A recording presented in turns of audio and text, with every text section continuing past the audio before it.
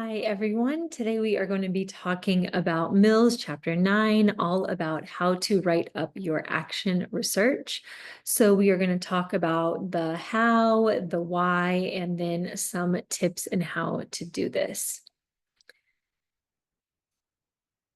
Okay, so Mills starts off talking a little bit about the why it's important to write up your action research. And this comes from the idea that action research is meant to improve practice.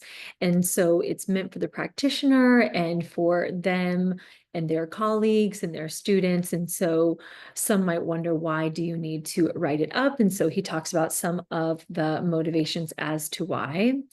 And one of the biggest reasons that he talks about, but I want to kind of underscore and reframe, is writing is part of the analytic process. So we've gone through different methods that you can use to analyze and interpret your data, but that final step of writing up your results and your findings and your interpretations, that really helps crystallize your analysis. So I see it as a layer of the analytic process. And so that makes it really important to take that next step.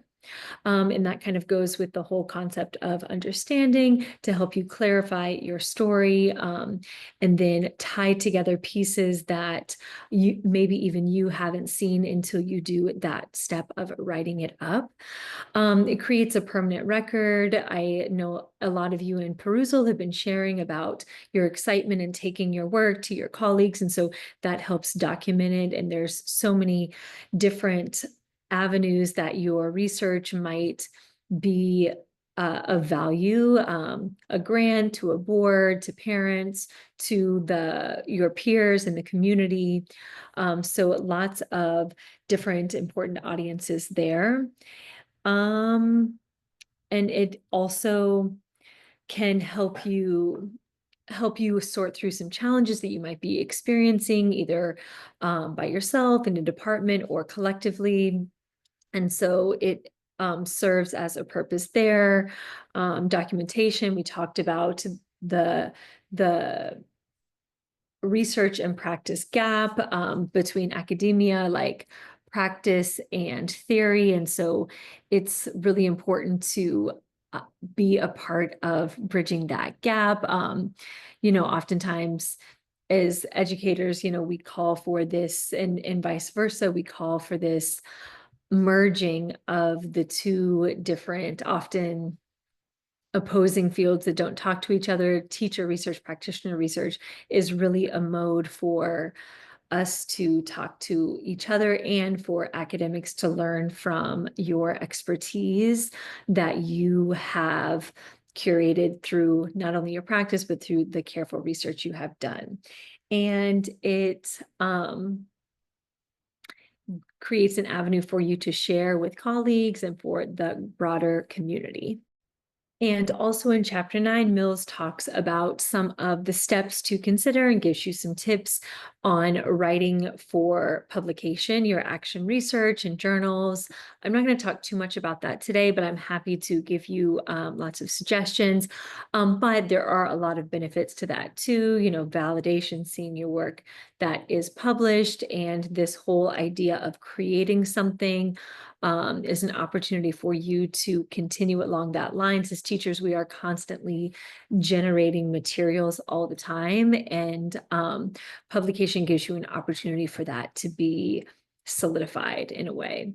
And of course, a sense of accomplishment. Okay, so when thinking about the how, so that's the why you should be writing it up. Of course, you're required to do so for this class, but those are some of the broader reasons about the importance about why it is important to write up your research. Now, let's talk about the how, the format, some of the style. So the format in your paper will mirror the actual steps that you did in the action research process, starting with your focus, the area of focus, your research questions, your approach to data analysis, the how your approach to data collection, how you analyze the data, and then your action planning steps. So this should be very familiar. These are things that you've already engaged in your action research plan and in your most recent applications of implementing your intervention. So you will see, so in terms of the style, now I think that many people have the assumption that research is written in the third person. It's very neutral, and it's very uh, authoritative in terms of, being focusing on like being very factual and objective, and the researcher is not in it.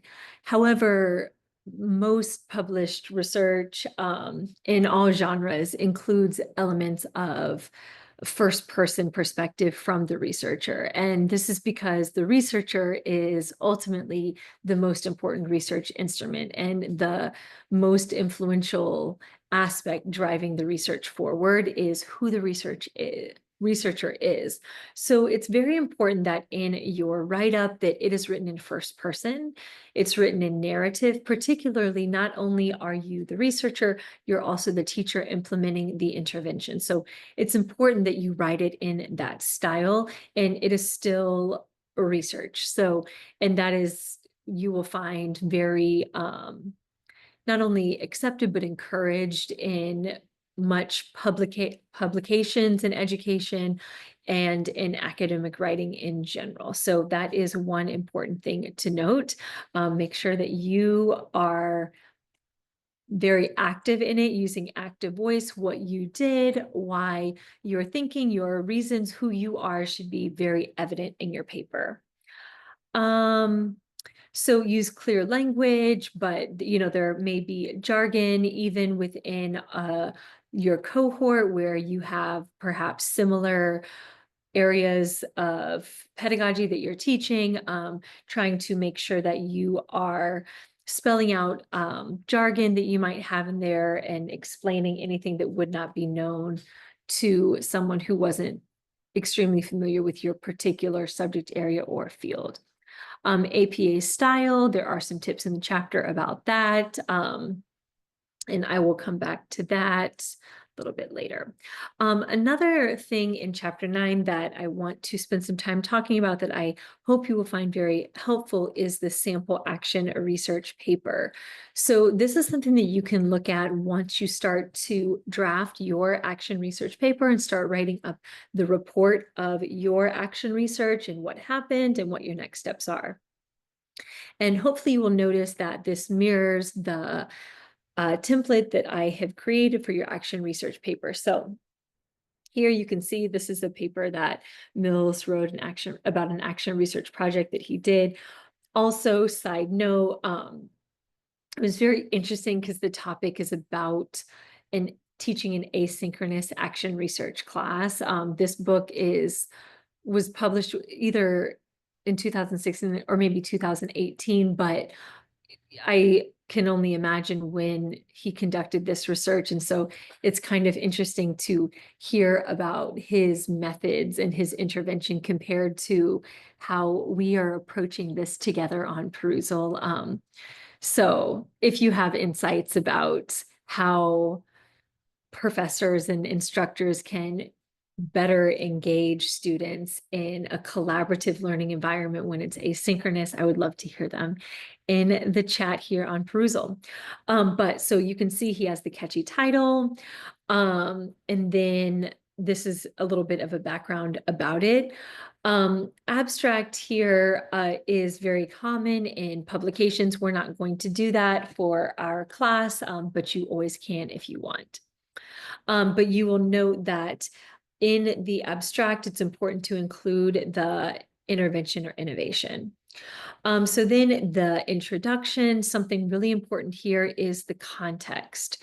This is something that we've been talking about throughout the course, but the context is so important in helping your reader understand where and when this research took place, so that way they can interpret it and apply it to their settings with that information in mind.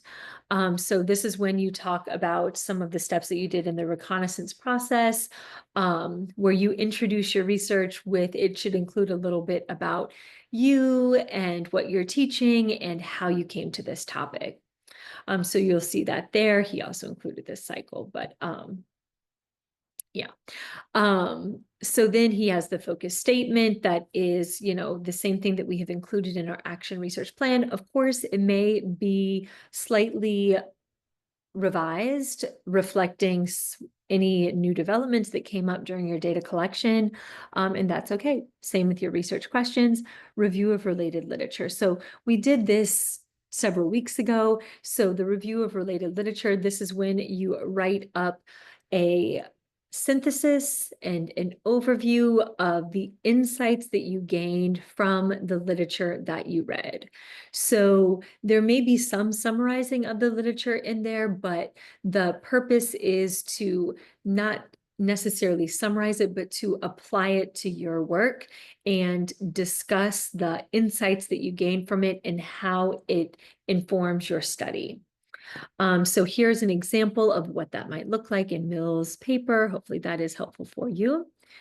And then on to data collection. So he has an introduction to his data collection strategy, and then he goes through the data sources. So he lists the sources and then also gives a description of the data sources in terms of what exactly was collected, how, and when.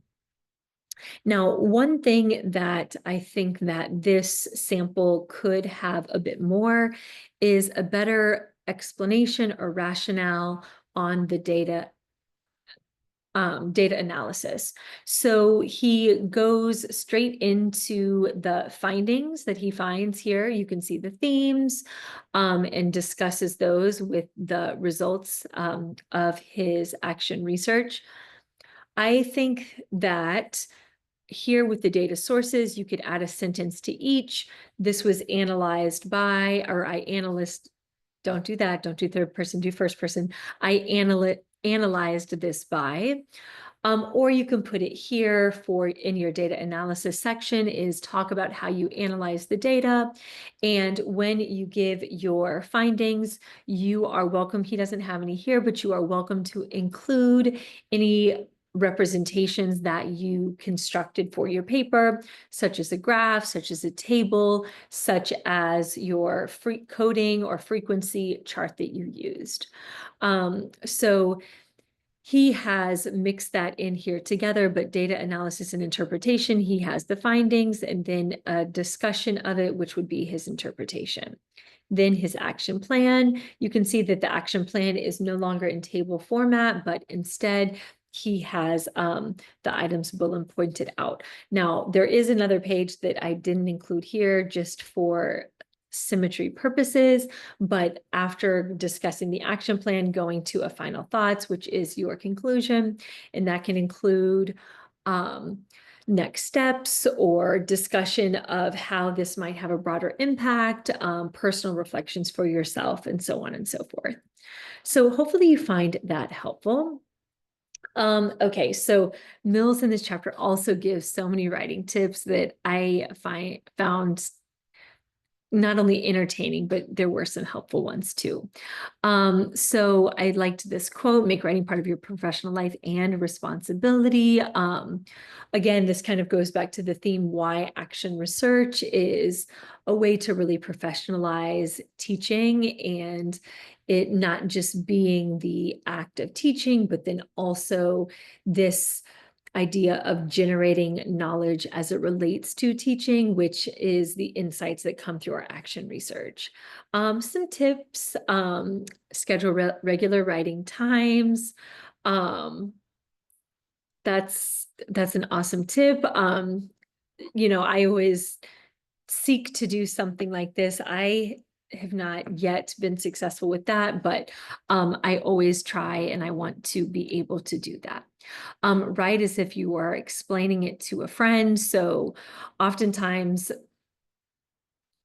and I have another side about this too, so I apologize if I talk about this in two separate places, but oftentimes when it comes time to write, we can get so in our head about it.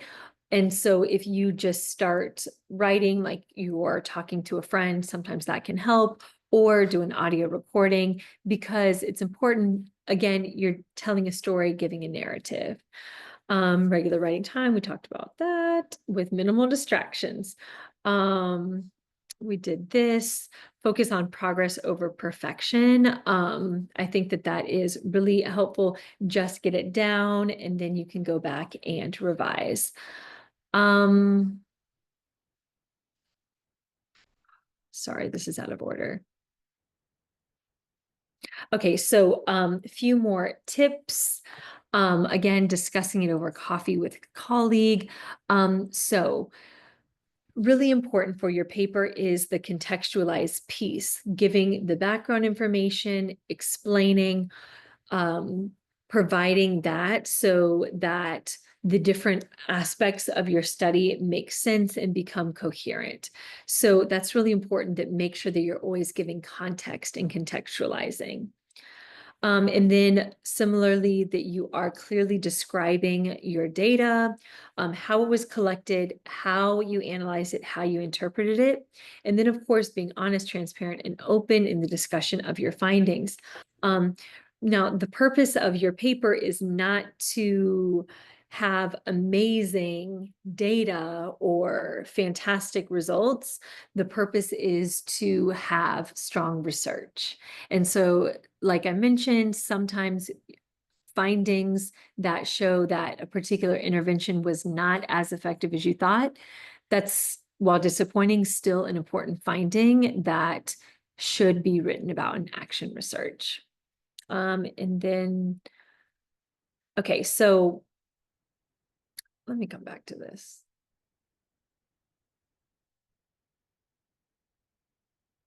Okay, maybe not. Okay, so I wanted to show you in the chapter, Mills mentioned a few different action research journals like Networks. It is, I know that you have access to many of the journals through your Georgia State Library credentials. Networks is open access, meaning that anyone on the web can download the PDF, so you don't even have to sign in. And so this would be a great place for those of you who are interested in potentially next semester getting IRB and publishing your action research. This would be a great place. And so there are several recent publications that might be of interest. I just included a few different titles here. Also in this chapter, Mills gives a rubric for assessing your write-up. So you can see he has different categories here, like area focus, data collection, particularly review of literature. You can see he put just context here as an item to consider your writing style.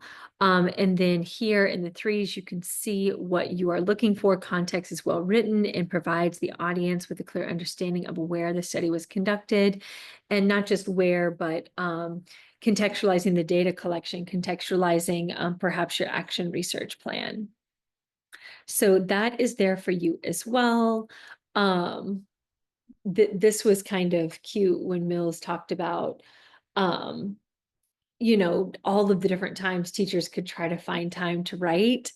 I do like the idea of, journaling, and when your students are writing too, when you're not conferencing with them. And then, he mentioned union states.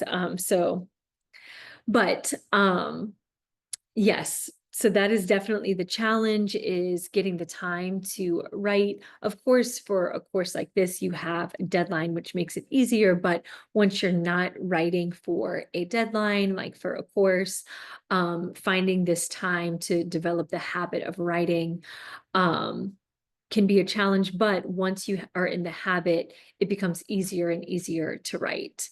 It's one of those things, the more you do it, the easier it gets. Another thing that I enjoyed, I know I've been talking about a catchy title, and there's so much lore about the academic title. There's some hilarious tweets about it that I almost included, but I did not.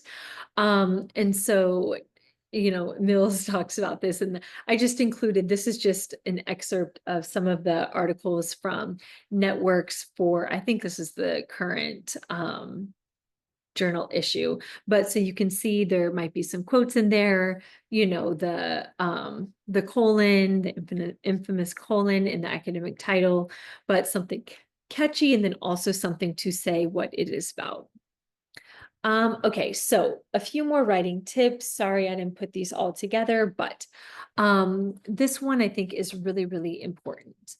Nobody knows your work better than you do. You are the expert. So when you are writing it up, you are the ultimate authority and you are storying that.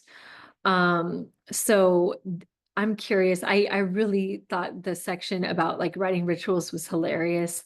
When Mills talked about that, especially when he said he treats himself with a run. That was so funny to me. But I am curious. What are your writing rituals, the things that have to be in place before you can write? I thought that that was very relatable and very funny. So I'm curious, what are your writing rituals? Put them in the chat. But so, some people find great success in writing at the same time, every day, a little bit at a time. Other people, perhaps, I feel like I might fall in this category, write in bursts. And, sometimes it can take me a long time to get started, but then once I'm started, I'm good and I can write a whole lot. But in terms of no one knowing your work better than you, remember you are telling a story. And I really appreciated the analogy of most teachers, not analogy, but the statement that most teachers are excellent storytellers. And so channeling into your ability and your superpower as a teacher to explain things and to present them in an engaging way, bring that into your academic writing. See that as a strength that will actually help you be a better writer that most academics might not have. So definitely tell it as a story. This is something that I definitely do is I start with an outline. I have my headings. I write the sections that feel easiest to me at the time and then go back and fill in. This was something I was going to ask with the title. Some people start with the title, some people do the title last. So I'm curious, which do you do? Or do you do both? I used to do the title last, and now sometimes I've started doing it first. But I'm curious about that. And then this is so important. Just get it down. Just start writing, just get it down, then go back and revise later. Yes. Now, after you do that, it is important after you have written to go back and do a word by word edit. And that often involves deleting because I know I can get very, as you've probably noticed in the lecture videos, I can get very repetitive in my writing. And so going back and synthesizing, deleting repetition is so important. And sometimes it's really hard to let go of the words that perhaps were painful to get out in the first place. So one thing that I do to help with that is I have a cut document. So I have a separate Word document or whatever you use. And so if I have to cut a section of text because it's repetitive or it doesn't work anymore, instead of deleting it, I'll cut it and put it in my cut document that in my mind I'll go back to, which I haven't yet, but it is there. So, but it always makes me feel better that I'm not deleting it. I'm just putting it in my cut document. So that might work for you because it is so important to go back, reread. Of course, make sure your writing is in your own voice. I think that is best policy is to start with your voice. And then when you're revising, then you can get feedback from your critical friends or whatever you use for that.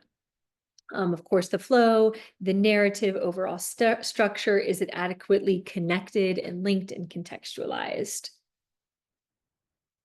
Okay, so those are my takeaways from the chapter. If you have other writing tips, questions, or suggestions, put them in perusal. And I am also going to include a few more examples for you to look at.